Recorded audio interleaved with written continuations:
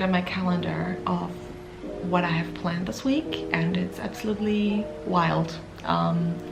So I thought I'm just gonna document what it's like to be a science communicator and all the tasks I have. I have a little planner that's not on my desk right now, but maybe I'll get it. It's actually a very sweet planner from one of my future speakers. She knows I worked on T-Rex, so she found that and gave it to me. It's very sweet. So I have lots of things happening this week. I have a Pint of Science call on Thursday. For those that don't know, I worked with Pint of Science Germany for the past like 4 years. And for most of it, I was the city manager for Berlin, and I stepped down a little bit. I still organize the events, but I also do most of the social media for Pint of Science Germany. So I'm the publicity manager together with a great team. We manage campaigns and social media posts, which I do mostly, but I get to be a little bit more creative now because we have a new team member and she's super creative, and I like try to keep up. But yeah, that's super fun, and we want to teach the rest of the city coordinators in Germany a little bit more about how we run our publicity, how they could even reach out to the press themselves, just like a little online workshop, basically like an info session. And we do that on Thursday, and I'm very excited because I hope that's, you know, it's gonna help everybody for Pint of Science 2020. So we're gonna have that, and on Sunday I'm running my own science communication format. I have my own. The founder of Kaffeeklatsch mit Wissenschaft, which is a science cafe at the museum here, Museum for Naturkunde, so the Natural History Museum. And every first Sunday of the month I have 2 hours there. I host the entire event. I find speakers, I look for topics, I organize the coffee because coffee is of course involved. I love coffee. Yeah, and I have to reach out to our speakers because it's in a few days. I have to tell them how to get there, what they need to bring, stuff like that. And I'm also publicizing the event on social media, so I'm in contact with the social media manager of the museum. Lots of things I have to keep track of. All very fun though. I'm already in contact with potential speakers or confirmed speakers for the next few months. What else? After that, the day after that, on Monday, I have a Soapbox Science meeting, which I'm really excited about because it's going to be my first meeting. I recently joined.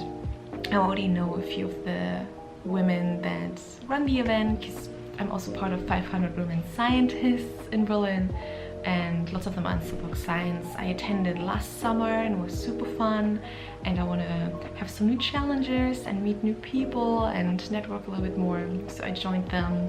I'm gonna have a meeting on Monday, which I'll maybe film a little bit.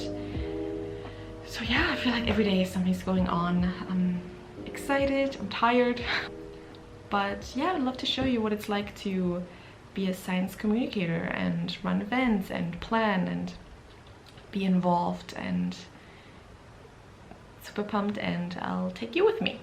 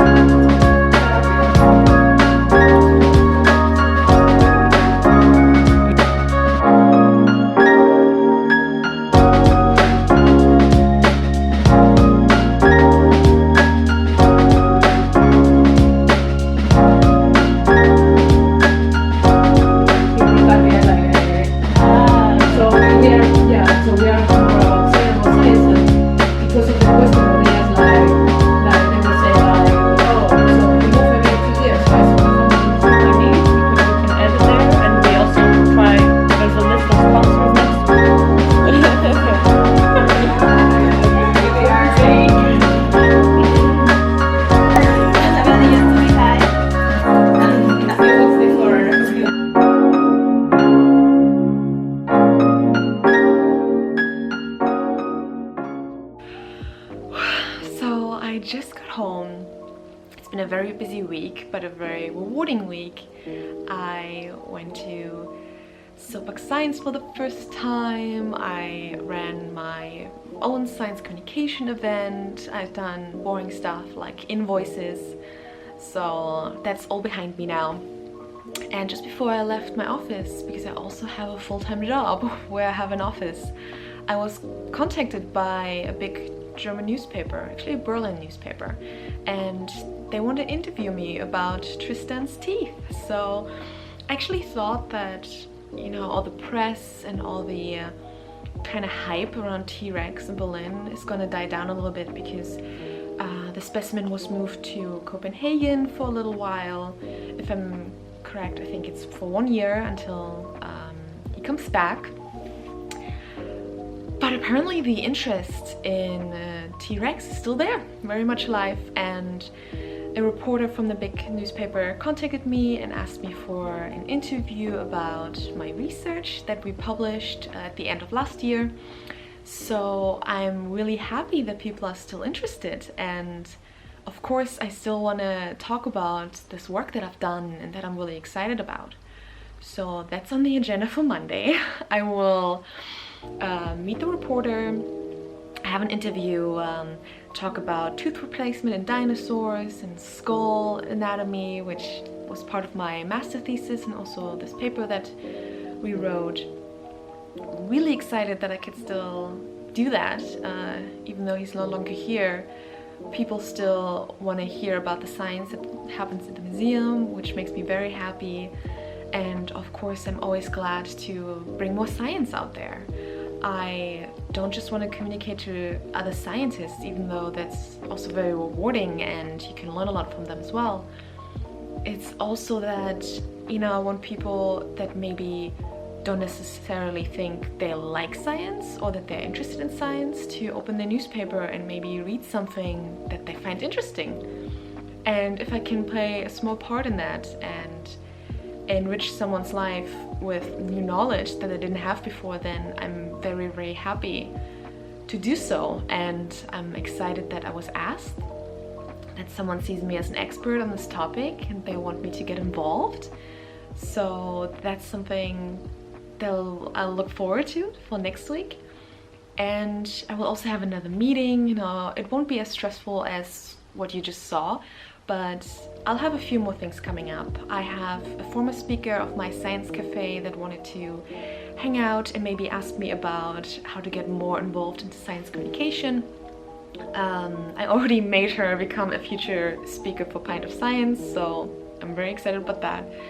And yeah, I hope that she isn't the only one that's excited about science communication and wants to get involved. So if anybody's watched this video and thinks maybe this is something that they would want to do, please get involved. Please find an organization in your town, in your city that can be a great network for you to learn how to run events, how to do social media, how to do public speaking. There's so many things you can learn from hanging out with these people and lift each other up, learn from each other, and bring science to the public. And even if you think your town is too small, look up Pint of Science or Soapbox Science, or You know, there's something called astronomy on tap. Like there's all kinds of science that you can get involved in. And yeah, even if you think you're from a too small town, don't give up. Just look online. I hope you'll find something. And if you have any questions, you can always comment below. I'll ask around, or I'll be able to help you myself. And it's really rewarding, and it's so much fun to find new friends, people that like the same stuff that you do, and you're not alone in your little science adventure. You can always get involved and find friends and other people that are science communicators just like you. And yeah, this is the end. I wanted to capture what my week was like. Maybe it gave you a little insight into not just my life, but a life of a science communicator. And if this is something that you might consider, please do so. So, bye.